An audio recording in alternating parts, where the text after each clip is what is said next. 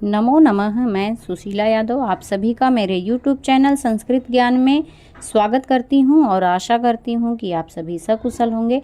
जैसा कि आप लोग पिछले जो मेरी क्लास थी उसमें आप लोगों ने पुल्लिंग और स्त्रीलिंग शब्दों का अध्ययन किए। आज हम न तो वो स्त्री जाति का शब्द है न वो पुरुष जाति का शब्द है, उसे संस्कृत में क्या कहते हैं उसका अध्ययन करेंगे। जैसे किताब, फूल आदि। तो इसे हम क्या कहेंगे संस्कृत में? नपुंसक लिंग। क्यों कहेंगे? क्योंकि न ये पुरुष जाति का है और न ही ये स्त्री जाति का है। इसके लिए हम इसको कौन सी कैटेगरी में रखेंगे? नपुंसक लिंग की कैटेगरी में रखेंगे। और जैसे जिन शब्दों के द्वारा न पुरुष न स्त्री जाति का बोध होता है उसे हम नपुंसक लिंग कहते हैं। और इसके रूप होते हैं, रूप चलते हैं 3 वचनों में। अब वचन क्या है ये मैं आपको इसके बाद समझा दूंगी। एक वचनम, द्विवचनम, बहुवचनम, जिससे हमें संख्या का पता चलता है। वचन यानी कि संख्या का पता चलता है।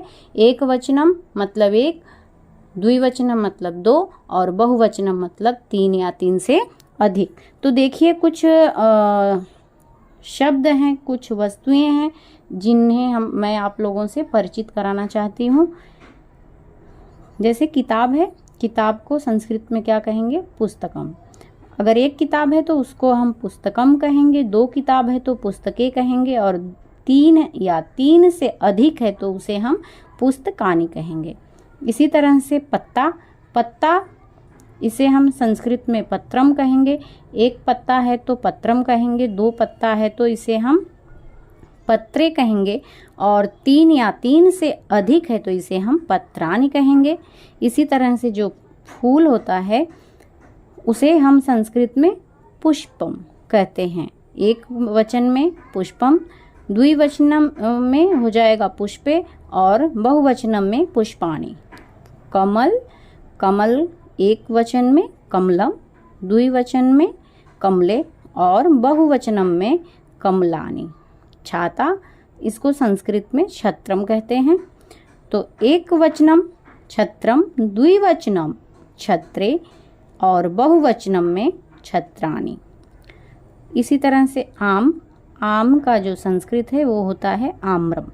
एक वचनम आम्रम, द्विवचनम आम्रे, बहुवचनम आम्राणि। दीपक, जो दिया हम जलाते हैं, इसको संस्कृत में भी वही शब्द होता है, बस उसमें वचन के अनुसार हम क्या करते हैं? मात्राएं बदल देते हैं। एक वचनम दीपकम, द्विवचनम दीपके और बहुवचनम दीपकानि। और इसी तरह से कलम, कलम यानी कि पेन जिससे आप लिखते हो, इसको हम क्या कहेंगे संस्कृत में? कलमम। द्विवचने कलमे और बहुवचन में कलमानि। विमान यानी कि हवाई जहाज, तो इसको संस्कृत में हवाई जहाज को, एरोप्लेन को संस्कृत में क्या कहेंगे? एक वचन में विमानम, द्विवचनम विमाने, बहुवचनम विमानानि। घर, घर को हिंदी और संस्कृत में गृह भी कहते हैं।